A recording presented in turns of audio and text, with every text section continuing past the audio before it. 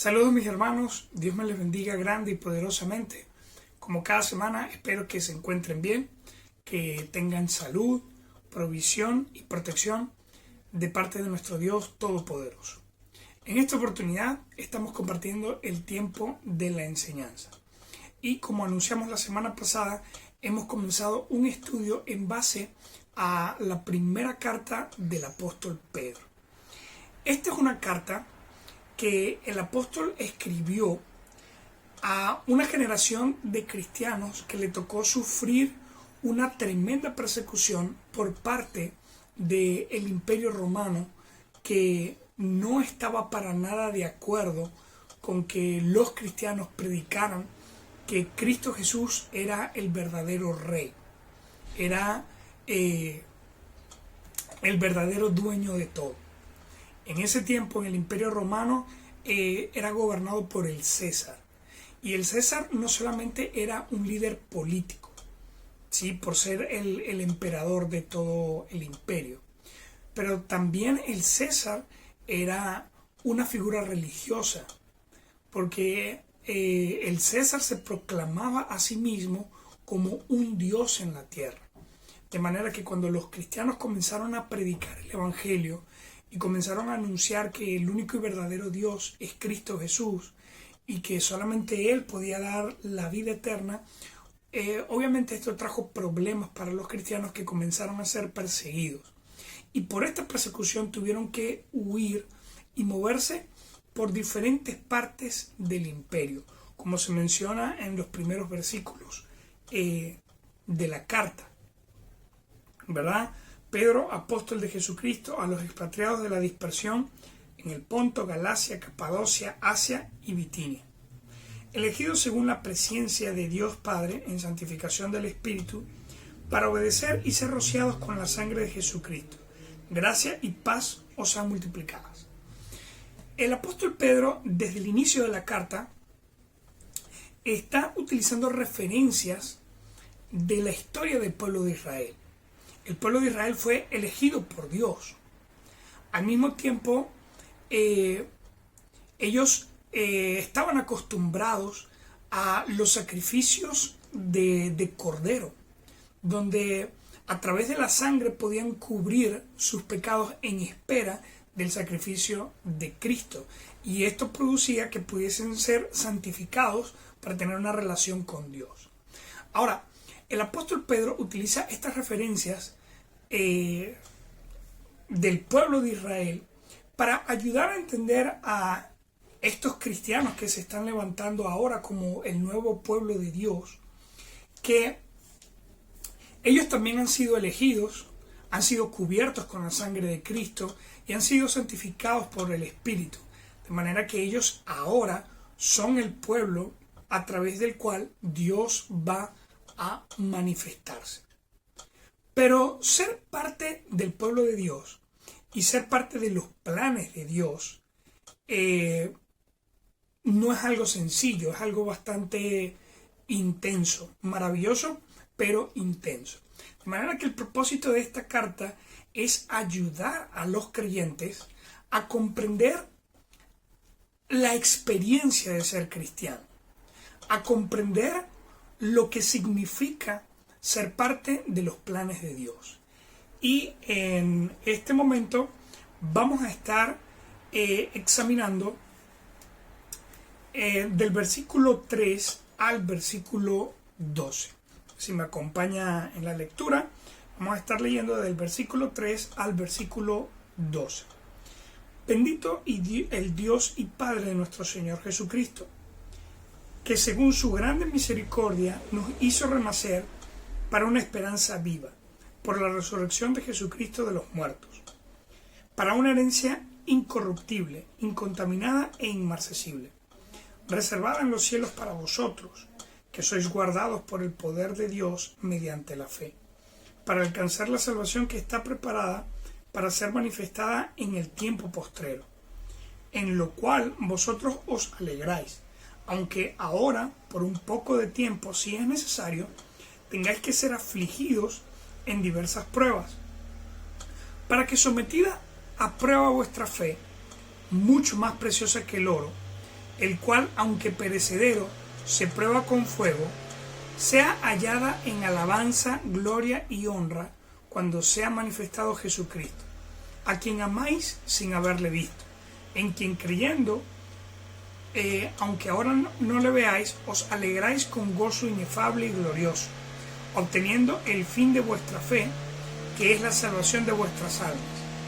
Los profetas que profetizaron de la gracia destinada a vosotros, inquirieron y diligentemente indagaron acerca de esta salvación, escudriñando qué persona y qué tiempo indicaba el Espíritu de Cristo que estaba en ellos, el cual anunciaba de antemano los sufrimientos de Cristo y las glorias que vendrían tras ellos. A estos se les reveló que no para sí mismos, sino para nosotros, administraban las cosas que ahora os son anunciadas por los que os han predicado el Evangelio por el Espíritu Santo enviado del cielo, cosas en las cuales anhelan mirar los ángeles. Entonces vamos a orar para desarrollar esta porción de la primera epístola del apóstol Pedro. Señor Dios y amado Padre Santo, te ruego en este momento para que seas tú guiando mis pensamientos, guiando mis palabras, para poder compartir el Evangelio o poder compartir, Señor, en este momento el mensaje que tú has colocado en la epístola del apóstol Pedro. Ayúdanos, Señor, a entender lo que significa ser parte de tus planes, ser parte de tu pueblo. Te lo ruego, Señor, en el nombre de tu Hijo amado Jesucristo. Amén. Ok.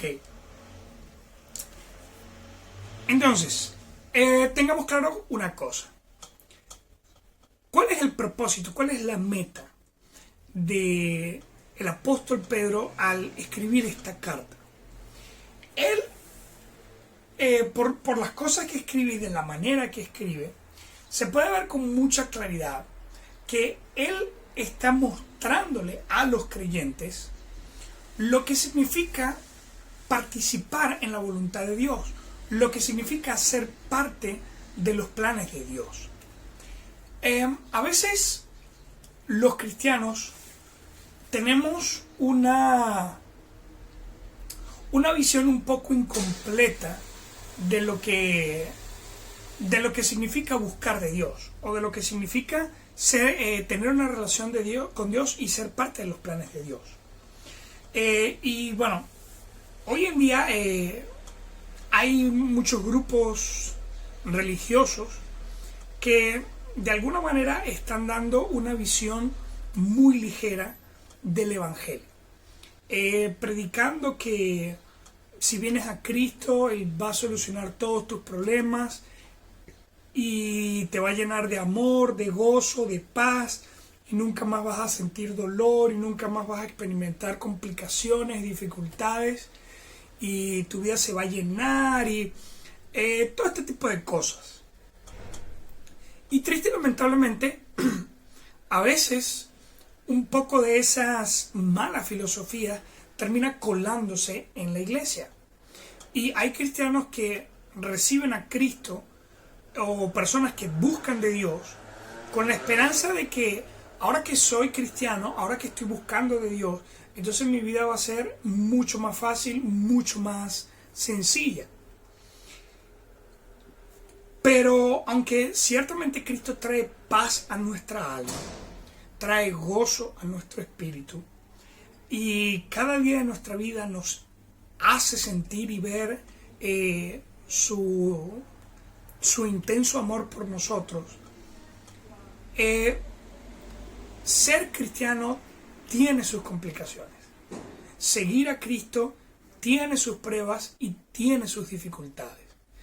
Y como creyentes, como verdaderos discípulos, tenemos que estar claros que estas dificultades y estos momentos difíciles no son una sorpresa, sino son una parte natural del proceso. Imagínense cómo fue para estas primeras generaciones de creyentes, ¿verdad? Ellos vivían bajo el Imperio Romano, ¿sí?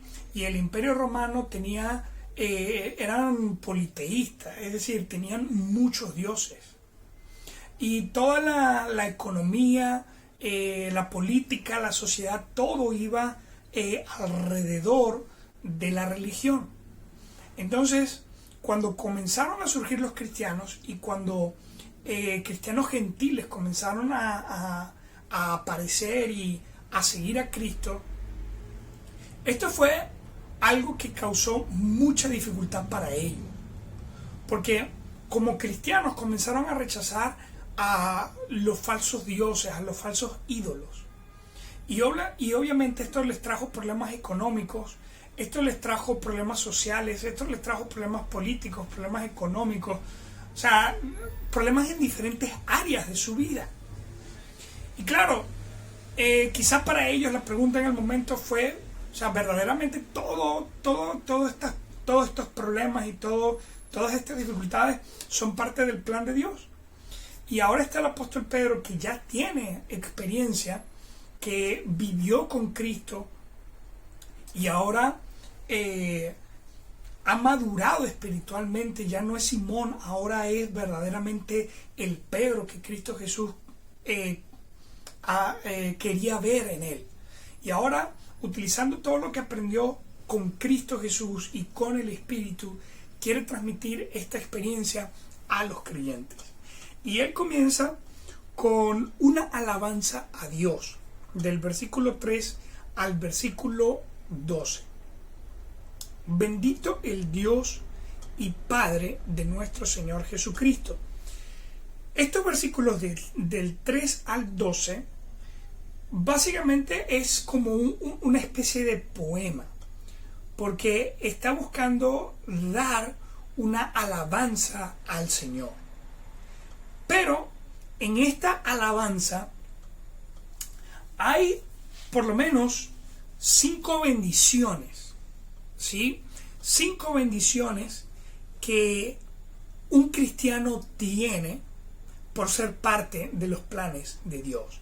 Entonces vamos a estar haciendo énfasis y estudiando con un poco más de detalle estas 5 bendiciones que encontramos dentro de la alabanza que se encuentra del versículo 3 al versículo 12.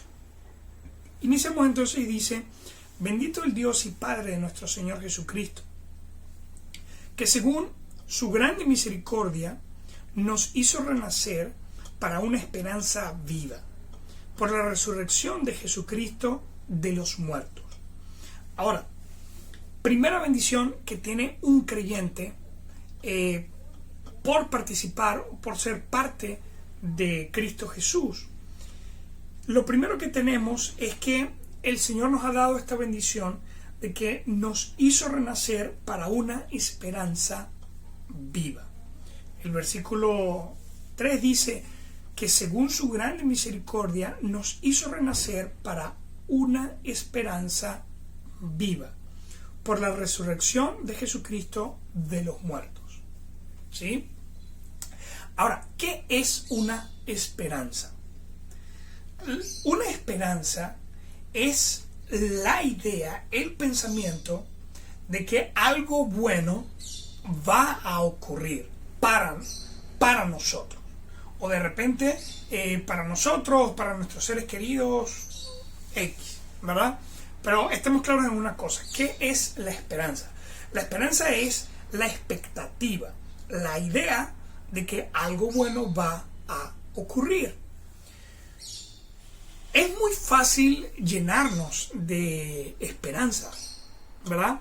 Porque a veces vemos cosas que ocurren a nuestro alrededor que nos hacen pensar que algo bueno pudiera ocurrir en el futuro lejano o en el futuro inmediato.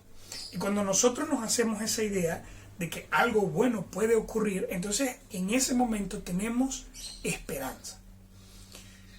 Triste y lamentablemente en Venezuela la esperanza en estos tiempos es algo difícil, porque nos hemos hecho esperanzas muchas veces de que la situación va a cambiar, de que Venezuela va a superar su situación y ciertamente hay momentos en donde pareciera que nuestra esperanza va a ser real. Pero de repente ocurren cosas y nos damos cuenta que la esperanza que teníamos en un cambio, en una mejora, simple y llanamente fueron ilusiones ópticas para nosotros. Entonces, tengamos claro una cosa. La esperanza puede venir de cualquier lado. Y una vez que te llenas de esperanza, pues en tu corazón hay ese pensamiento de que algo bueno va a ocurrir. Lo triste y lo lamentable para el ser humano es que a veces el ser humano se hace esperanza de cosas que no van a salir bien. Nos hacemos expectativas de sueños, ilusiones, fantasías que tenemos, pero cuando llega el momento de la verdad resulta que todo eso fue una ilusión, un sueño, un cuento que nosotros mismos nos inventamos. Pero en el caso de Dios, Él nos ha hecho renacer para una esperanza viva. Es decir, Él nos está diciendo que algo bueno y maravilloso va a ocurrir con nosotros. Pero eso bueno y eso maravilloso que Él nos está anunciando, que Él nos está pidiendo que esperemos, no es una fantasía, no es una ilusión, es algo vivo, es algo real. ¿Sí? A veces uno lee noticias de que, bueno, mira, fulanito va a arreglar la situación. Y uno viene y surge la esperanza y surge la emoción. Pero es simplemente una noticia que alguien se inventó. Y tú pones tu esperanza en una noticia que alguien inventó para tener algo que publicar, para tener algo que transmitir. Por eso, mi hermano, yo lo animo a que no crea cualquier noticia que escucha en las redes. No crea que porque alguien le mandó una nota de voz, una imagen de WhatsApp, entonces ya es algo real y verdadero. Confirme las cosas, porque hay mucha gente inventando cuentos simplemente para que alguien lea lo que ellos están publicando. Pero en el caso de Cristo, Él nos dice que nos ha dado una esperanza viva. Es decir, nos está pidiendo que confiemos en algo que es real. Y una evidencia que apoya la base de la esperanza que Cristo Jesús nos está dando es la resurrección de Jesucristo de los muertos. El Señor Jesucristo no nos está invitando a tener una fe ciega. Él no nos está invitando a poner nuestra esperanza en algo que no es cierto, en algo que no es real. Más bien, Él nos está diciendo, miren todo lo que yo he hecho desde la creación. Miren cómo yo he preparado las cosas desde el principio. Miren cómo yo he formado a Israel, he levantado a sus profetas, he anunciado la salvación de Cristo. Miren cómo Cristo vino, miren cómo murió y miren cómo resucitó, todo conforme a lo que había sido anunciado de parte de Dios. Entonces usted puede desconfiar de cualquier esperanza humana que le den en la calle. Pero cuando la esperanza viene de parte de Dios, usted tiene que estar consciente que eso es una esperanza viva. Es una esperanza real. Y para muestra de ello tenemos la resurrección de Cristo. Así como Cristo resucitó de entre los muertos y mucha gente pudo verlo, tocarlo, oírlo, pudieron comprobar que de verdad había resucitado, igual pasa con la esperanza que Él nos está dando. Si usted se pone a esperar el momento en que la historia de Venezuela cambie, quizá la vida no le va a dar chance para ver ese momento. Honestamente no sabemos en cuánto tiempo nuestro país puede recuperarse. No sabemos si siquiera Venezuela se va a recuperar. Entonces no le estoy diciendo esto para que caiga en depresión y se desanime y llore. No. Solamente quiero que se dé cuenta que es más real la esperanza de que usted va a vivir en el reino de los cielos a que Venezuela pueda mejorar. a que la situación en nuestro país o en el mundo mejore, mire, es más real el reino de los cielos que la expectativa de que nuestra situación en este mundo va a mejorar. Entonces, primera bendición que Dios les da a los creyentes, nos ha dado una esperanza viva. Luego, versículo 4. Para una herencia incorruptible, incontaminada e inmarcesible, reservada en los cielos para vosotros. Ahora, qué tremendo esto.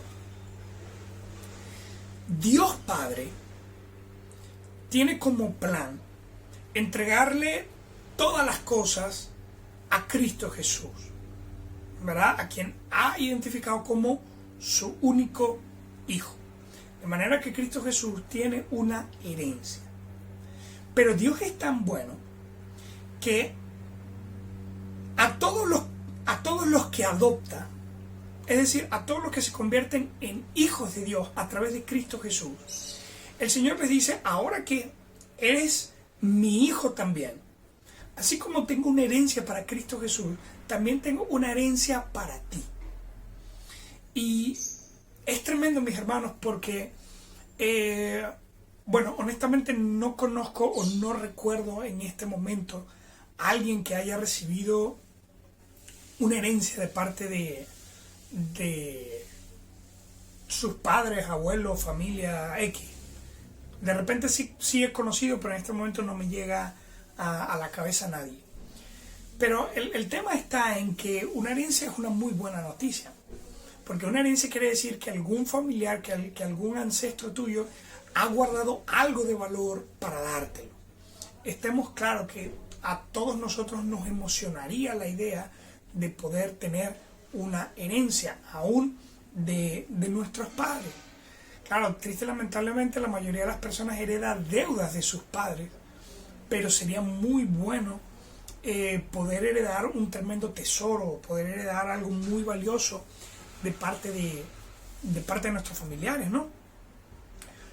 Pero en el caso que no podamos, Cristo Jesús o Dios nos está diciendo: yo tengo guardada para ti una herencia. Dios está guardando un tesoro, y ese tesoro Él utiliza 3 palabras para describirlo. Él dice que nos ha hecho renacer para una esperanza viva por la resurrección de Jesucristo de los muertos, para una herencia incorruptible, incontaminada e inmarcesible. Incorruptible quiere decir que no se puede dañar. Todo lo corruptible es algo que se puede echar a perder, es algo que se puede dañar. El Señor Jesucristo y Dios Padre te están diciendo: yo tengo algo para ti que no se puede dañar. Al mismo tiempo, no se puede dañar, pero también esta es incorruptible y también es incontaminada. Es decir, no se puede dañar, pero tampoco se puede contaminar, tampoco se puede ensuciar. ¿Sí? Entonces, qué maravilloso. Dios tiene guardado para nosotros una herencia que no se puede dañar y que tampoco se puede contaminar. ¿Sí? Hoy en día con el tema del virus, usamos las mascarillas para no contaminarnos. Nos lavamos las manos, nos desinfectamos las manos con la esperanza de que si tocamos algo que estaba contaminado, entonces lavando nuestras manos y desinfectando, pues si tocamos algo que estaba contaminado, pues nos limpiemos, nos descontaminemos. ¿Sí? Ahora, la herencia que Cristo tiene para nosotros no tiene peligro de contaminación, no tiene peligro de que se ensucie, se contamine, que de alguna manera algún mal, algún daño se le pueda pegar para luego transmitirnos a nosotros. No ocurre con lo que Dios nos está dando. Y por el otro lado dice inmarcesible.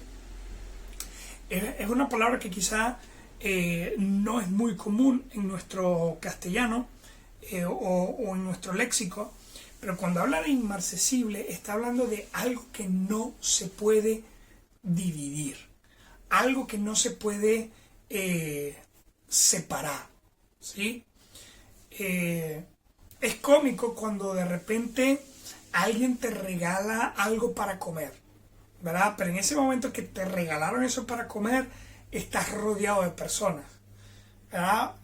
Lo más educado, lo más generoso que uno puede hacer es que, bueno, si ya todo el mundo vio que tengo, pues voy a repartir, ¿verdad? Te lo dieron a ti, pero como estás acompañado, pues lo más educado, lo más decente es que uno comparta, ¿verdad? Pero a medida que compartes, empiezas a repartir lo que se te dio y se comienza a dividir. Y cuando te pones a ver, no pudiste comerlo todo o aprovecharlo todo porque parte de lo que tenías se dividió, se repartió. Entonces Cristo Jesús te está prometiendo una herencia que nadie te va a poder quitar, nadie va a poder repartir, nadie va a poder dividir. Es decir, nadie va a poder tocar, nadie va a poder agarrar parte de lo que Cristo Jesús tiene apartado para ti. Pero, dice el versículo 4, una herencia incorruptible, incontaminada e inmarcesible, reservada en los cielos para vosotros. Entonces, hoy en día, iglesias y predicadores que están promocionando y proclamando la doctrina de la prosperidad, la doctrina de que Dios quiere multiplicar tus bienes y hacerte rico acá en la tierra. Esa doctrina tiene muchos problemas y uno de esos problemas es justamente esto que nos dice acá. El Señor dice, yo tengo gloria para ti, yo tengo una herencia para ti y es incorruptible, incontaminada e inmarcesible, pero está en los cielos, no está aquí en la tierra. Triste y lamentable, a veces nosotros hacemos o construimos nuestra vida en base a lo terrenal, pensando que lo único que tiene valor es aquello que tenemos aquí en la tierra. Y nos esforzamos y luchamos tanto para tener cosas acá. Pero la realidad es que Cristo Jesús nos está diciendo, lo más valioso que tienes tú no lo vas a encontrar aquí en la tierra, lo vas a encontrar aquí lo vas a encontrar en el reino de los cielos. Entonces, hay que aprender que Dios tiene algo valioso para nosotros, pero lo tiene guardado para el momento que lleguemos y estemos con Él. Entonces, si usted considera que no tiene muchas cosas en este mundo, pues no se sienta mal, no se preocupe. Quizá va a vivir años de escasez acá en la tierra, pero cuando salga de acá, cuente con que usted tiene una herencia de parte de Dios en el reino de los cielos. La tercera bendición aparece en el versículo 5. Dice, final del 4, reservada en los cielos para vosotros, versículo 5, que sois guardados por el poder de Dios mediante la fe, para alcanzar la salvación que está preparada para ser manifestada en el tiempo postrero. Nuestra tercera bendición es que Dios nos guarda con su poder mediante la fe o por medio de la fe. Cuando una persona recibe a Cristo, el Señor a partir de ese momento aparta un lugar para él en el reino de los cielos. Pero el Señor no solamente aparta un lugar para el creyente en el reino de los cielos, sino que a partir de ese momento el Señor hace un compromiso con la vida de ese creyente. Y el compromiso que Dios hace es que el Señor, a través del Espíritu Santo, va a guiarlo, para fortalecerlo, para guardarlo, para protegerlo, para preservarlo, para mantenerlo hasta el día en que su salvación se haga manifiesta. Hermano, en este momento, usted y yo, si hemos recibido a Cristo de todo corazón, entonces tenemos una salvación por fe. ¿Qué significa tener una salvación por fe? Que nosotros tenemos la seguridad, tenemos la convicción de que cuando nos toque partir de este mundo, el Señor Jesucristo nos va a rescatar de ir al infierno para llevarnos al cielo. ¿Sí? Pero es una salvación por fe porque todavía no se ha manifestado. Como no hemos muerto, todavía no hemos podido experimentar la experiencia completa de salvación. Por eso tenemos una salvación por fe. Pero ¿qué nos está diciendo la palabra? La palabra nos está diciendo que Dios nos ha dado la bendición de que Él nos guarda para que nosotros podamos experimentar esa salvación. Que la salvación no sea simplemente por fe, sino que cuando llegue el momento de la verdad, el momento que nos toque partir de este mundo, entonces podamos tener la seguridad, la certeza, la confianza de que lo que Él nos prometió se va a hacer real, se va a hacer una total realidad. Entonces, mientras ese día llega, el Señor promete guardarnos. Y cuando habla de guardarnos, está hablando de que a través de su Espíritu Santo nos va a fortalecer para que seamos capaces de seguir adelante con la vida cristiana. Pero que al mismo tiempo va a guardar, va a tener apartado el lugar que Él tiene reservado para nosotros en el reino de los cielos. Por eso los cristianos bíblicos comprenden que una vez que de corazón recibes a Cristo, entonces tú no pierdes la salvación. Porque desde el momento que has recibido a Cristo como Señor y Salvador, has quedado guardado en el Señor. Ahora, no nos engañemos. Hay personas que toman una decisión por emoción y por eso no son capaces de mantener la vida cristiana. Hay personas que toman una decisión por religión y por eso no son capaces de vivir plenamente para Cristo Jesús. Pero cuando crees verdaderamente el Evangelio, recibes a Cristo y el Espíritu Santo viene a ti, te mantienes guardado por Dios hasta el momento que va a ser manifestada tu fe, que va a ser manifestada tu salvación. Y después de ahí, pues, vas a vivir con Cristo para siempre. Entonces, bendiciones que Dios tiene para nosotros. Número 1, nos hizo renacer para una esperanza viva. Número 2, nos ha guardado una herencia en los cielos. Número 3, nos guarda con su poder por medio de la fe. Número 4, vamos a ver el versículo 6 y versículo 7 que dice, bueno, para repasar un poco el 5, que sois guardados por el poder de Dios mediante la fe para alcanzar la salvación que está preparada para ser manifestada en el tiempo postrero, ¿verdad? Está hablando de que hoy tenemos nuestra salvación por fe y en el futuro se va a manifestar que de verdad la tenemos cuando entremos al reino de los cielos. Ahora, versículo 6. En lo cual vosotros os alegráis, aunque ahora por un poco de tiempo, si es necesario, tengáis que ser afligidos en diversas pruebas, para que sometida a prueba vuestra fe, mucho más preciosa que el oro, el cual, aunque perecedero, se prueba con fuego, sea hallada en alabanza, gloria y honra, cuando sea manifestado Jesucristo. Hoy en día hay personas que tienen joyas o prendas con el aspecto del oro, con el color del oro, el dorado. Y bueno, honestamente no tengo muchas prendas de oro.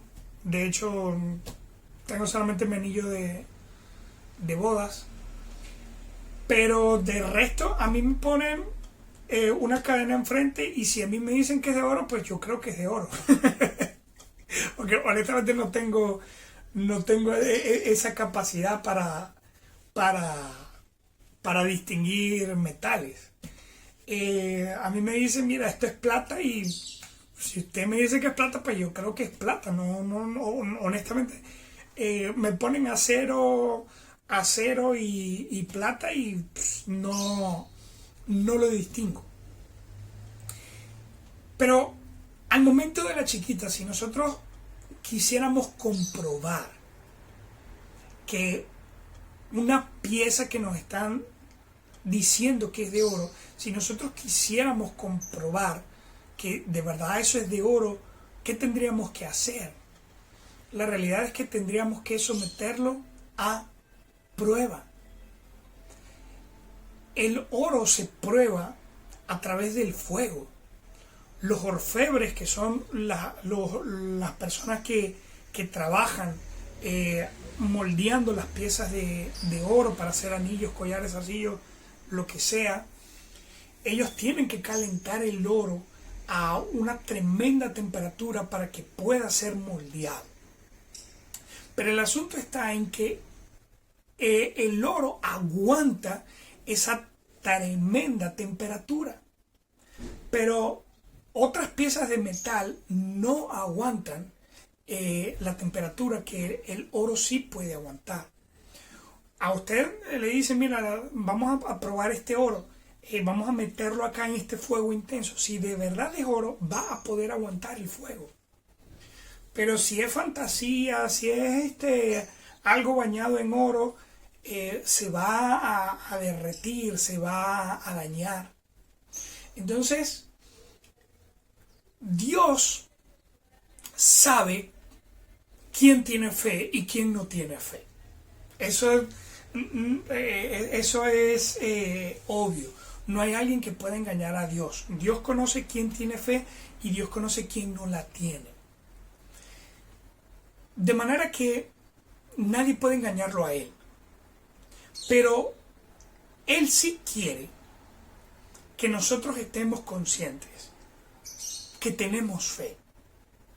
Y no solamente que la tenemos, sino que Dios también quiere que nosotros seamos capaces de distinguir qué tanta fe tenemos, ¿verdad? Y la única manera de demostrar, o mejor dicho, la única manera de hacer visible nuestra fe es a través de pruebas.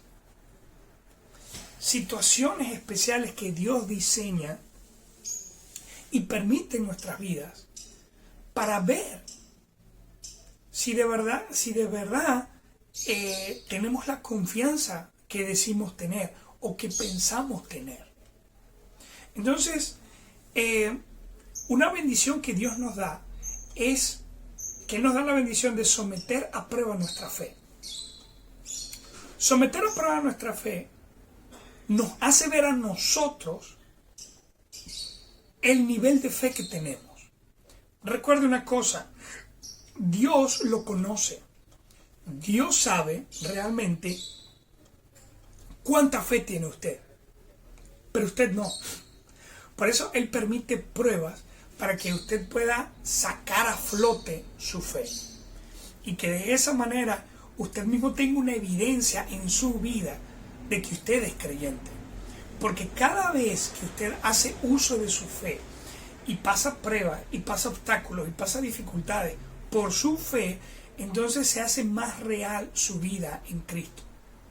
De manera que, así como el fuego demuestra el valor del oro, nuestras pruebas demuestran el nivel y el peso que tiene nuestra fe. Y comprendemos que cada vez que somos capaces de pasar por una prueba de fe, nuestra fe aumenta, se hace más fuerte, se hace más sólida, se hace más visible. Y vemos con más claridad la vida cristiana. Y la última bendición que se nos muestra acá, versículos 8 y 9 dice: a quien amáis sin haberle visto, en quien creyendo, aunque ahora no lo veáis, os alegráis con gozo inefable y glorioso, obteniendo el fin de vuestra fe, que es la salvación de vuestras almas. La bendición es que Dios nos va a permitir obtener la promesa. ¿Sí? Hoy en día es muy posible que nosotros estamos esforzándonos, trabajando y haciendo un montón de cosas cuando no sabemos si de verdad van a resultar, cuando no sabemos si de verdad van a funcionar. ¿Pero por qué las hacemos? Porque en nuestro corazón tenemos la esperanza de que sí va a funcionar. ¿Por qué va a hacer este trabajo? No, yo lo voy a hacer porque en el fondo yo sí creo que con este trabajo yo voy a obtener algo. ¿Por qué se preparan los jóvenes en la universidad o con sus estudios? Porque tienen la esperanza de que a través de mis estudios yo voy a poder obtener algo. Pero es triste y lamentable, pero estudios y trabajo no garantiza que usted vaya a conseguir todo lo que está esperando conseguir. Pero en cambio, en Cristo, pasar por pruebas, mostrar su fe, verdaderamente va a tener un resultado. Usted va a alcanzar la promesa de salvación, la promesa de vida eterna, la promesa de vivir en el reino de Dios, la promesa de ser librado de la muerte, de ser librado de enfermedad, de ser librado del dolor, de ser librado de la maldad y del pecado. Dice versículo 9, obteniendo el fin de vuestra fe, que es la salvación de vuestras almas. Cristo Jesús no le está pidiendo que usted corra una carrera simplemente por correrla a ver qué pasa. Vive la vida cristiana a ver qué obtienes al final. No. Cristo Jesús le está pidiendo que usted corra hacia una meta que de verdad está allí. Una meta que de verdad existe. Algo muy interesante son los versículos 10 al 12. Dice, los profetas que profetizaron la gracia destinada a vosotros, inquirieron y diligentemente indagaron acerca de esta salvación, escudriñando qué persona y qué tiempo indicaba el Espíritu de Cristo que estaba en ellos, el cual anunciaba de antemano los sufrimientos de Cristo y las glorias que vendrían tras ellos. A estos se les reveló que no para sí mismos, sino para nosotros. Escúcheme bien, cuando dice allí, sino para nosotros, está hablando de los cristianos, está hablando de los que han recibido a Cristo hoy en día. Sino para nosotros administraban las cosas que ahora os son anunciadas por los que han predicado el Evangelio, por el Espíritu Santo enviado del cielo, cosas en las cuales anhelan mirar los ángeles. O sea, usted está caminando o usted está corriendo hacia una meta que de verdad está allí. Cristo Jesús no está comenzando a ser predicado hoy. Cristo Jesús él comenzó a ser predicado desde Adán y Eva. Porque a Adán y Eva se les prometió un Salvador. Y a partir de ahí Cristo vino anunciando y luego levantó al pueblo de Israel. Y dentro del pueblo de Israel levantó a los profetas. Y los profetas, la preocupación de ellos es cuándo va a venir el Cristo. Cuándo va a venir Él para comenzar con estos planes y para comenzar con todas estas cosas. Y en su investigación, los profetas se dieron cuenta que nosotros estamos anunciando algo que otros van a vivir. Ellos estaban administrando cosas que otros iban a experimentar. Ahora, hoy en día, esos profetas fueron los que recibieron los mensajes, pero ahora los que han puesto su fe en Cristo Jesús son los que están experimentando ser parte del plan de Dios.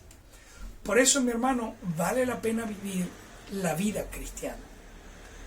No es fácil, no es sencilla, pero nosotros estamos corriendo hacia una meta que de verdad está allí.